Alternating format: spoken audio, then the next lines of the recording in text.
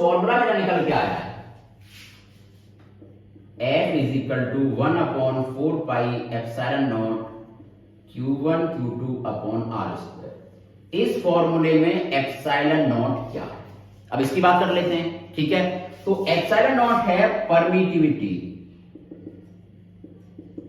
Permittivity of free space. अब आप बोलोगे सर ये टर्म कहां से आया, परमिटिविटी ऑफ फ्री स्पेस, और इसकी वैल्यू भी क्या होती है, इसकी वैल्यू होती है 8.85 इंटू 10 की power -12 coulomb square upon newton metre square. अब ये नया टर्म कहां से निकल के आया, परमिटिविटी। तो देखेंगे बेटा परमिटिविटी होती क्या है, बेटा परमिटिविटी होती क्या है जान लेते हैं। देखो ये दो चार्ज थे हमारे, ठीक है, इन चार्जेस के बीच फोर्स लग रहा है हमारा इलेक्ट्रोस्टैटिक।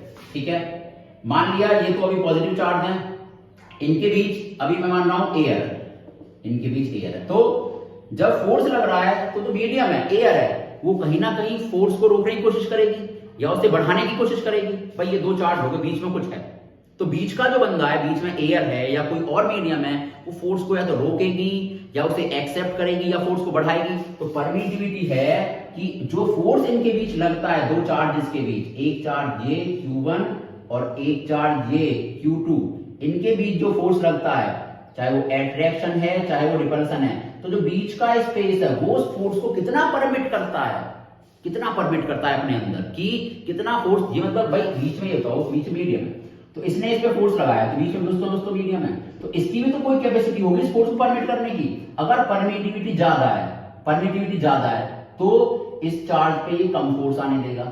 यानी अगर कोई ऐसा मीडियम है जिसकी परमिटिविटी ज्यादा है, परमिटिविटी मतलब फोर्स को परमिट करने की क्षमता, उसकी शक्ति कि कितना वो परमिट कर सकता है अपने अंदर। मान लिया 10 न्यूटन का फोर्स इसने लगा दिया, 10 न्यूटन का, मैं ऐसे एग्जांपल दे रहा हूं आपको, और 5 न्यूटन का इसने परमिटिव कर लिया मीडियम ने, तो यहां तो 5 न्यूटन ही मिला हमको। ठीक है, तो परमिटिविटी होती है जो मीडियम होता है, जो फोर्स दो चार्जेस के बीच लग रहा है उस फोर्स को एक्सेप्ट करने की कैपेबिलिटी, परमिट करने की कैपेबिलिटी, ये होती है परमिटिविटी, और ये मीडियम की होती है। तो एप्सिलॉन नॉट होती है परमिटिविटी ऑफ फ्री स्पेस, कि फ्री स्पेस में कितना फोर्स लगेगा। ठीक है, अब मान लिया एक चार्ज ये है, एक चार्ज ये है, ये फोर्स लगा इनके बीच F 1/4πε, मैं माना तो मीडियम है Q1 Q2 upon R square. तो इस बार एप्सिलॉन नॉट नहीं लेंगे, जो मीडियम है उसकी परमिटिविटी लेंगे, उसकी परमिटिविटी है एप्सिलॉन। अगर मीडियम फ्री स्पेस है तो एप्सिलॉन नॉट होगा। तो परमिटिविटी होती है उस फोर्स को परमिट करने की एबिलिटी, जो मीडियम है वो कितना परमिट अपने अंदर उस फोर्स को कर सकता है। हर मीडियम की अलग अलग होती है, फ्री स्पेस की परमिटिविटी हमारी ये होती है। ठीक है, अब बात कर लेते हैं थोड़ी सी इसकी यूनिट्स के बारे में कि ये यूनिट इसकी कहां से निकल के आई। चलिए देखो बेटा, ये F is equal to 1/4πε0 Q1 Q2 upon R square, cross multiply अगर कर दें तो 4πε0 F R square is equal to Q1 Q2। 4π तो कांस्टेंट है, कोई यूनिट होगी नहीं इसकी, epsilon naught is equal to Q1 Q2 upon F R square. अब यहां से अगर यूनिट निकालनी है परमिटिविटी की, मैं बता रहा हूं जो एक यूनिट निकल के आई है ना, coulomb upon newton metre square, कैसे निकल के आई है, चार्ज की यूनिट कूलम्ब, तो coulomb into coulomb, coulomb square, force की न्यूटन और डिस्टेंस की मीटर, तो यहां से यूनिट निकल के आई है हमारी permittivity of free space. Clear, समझ आ गया होगा आपको। चलिए अब इसमें थोड़ी सी और कहानी बचती है, उसके बारे में और बात कर लेते हैं। ये तो हो गया परमिटिविटी होती क्या है और परमिटिविटी ऑफ फ्री स्पेस। अब मैं दो फोर्स को कंपेयर कर रहा हूं भाई, देखो मैं दो फोर्स को कंपेयर कर रहा हूं। पहला फोर्स है F0 1/4πε0 Q1 Q2 upon R square, ये है फ्री स्पेस के लिए।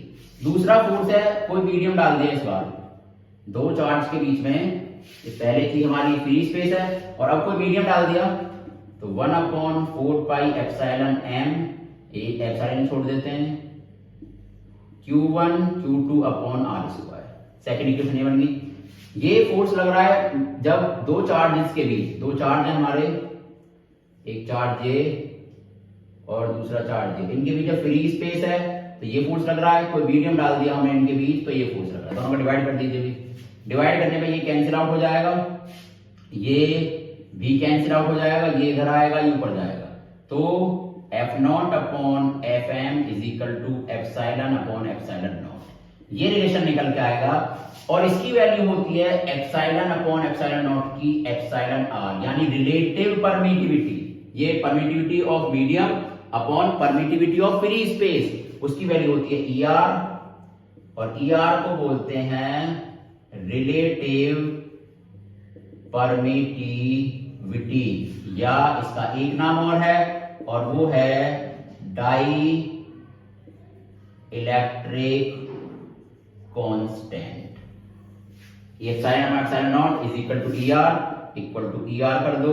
ये और छोटी सी डेरिवेशन है, यहां से कुछ बन जाता है कि रिलेटिव परमिटिविटी क्या होती है। तो अगर डेरिवेशन कराएगा तो पहले F0 फ्री स्पेस का फोर्स, किसी मीडियम का फोर्स, डिवाइड मार देंगे तो F0 अपॉन Fm आ जाएगा एप्सिलॉन अपॉन एप्सिलॉन नॉट, यानी किसी मीडियम की परमिटिविटी अपॉन फ्री स्पेस की permittivity is equal to ER। इसे बोलते हैं, ER को बोलेंगे बेटा हम, जो ER है, ER को बोलेंगे रिलेटिव परमिटिविटी, और इसी का एक नाम और है डाई इलेक्ट्रिक कांस्टेंट।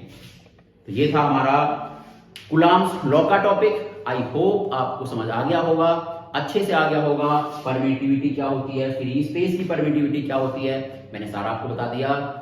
अब नेक्स्ट वीडियो में इसके न्यूमेरिकल सॉल्व करेंगे। कोई डाउट हो तो बता सकते हो।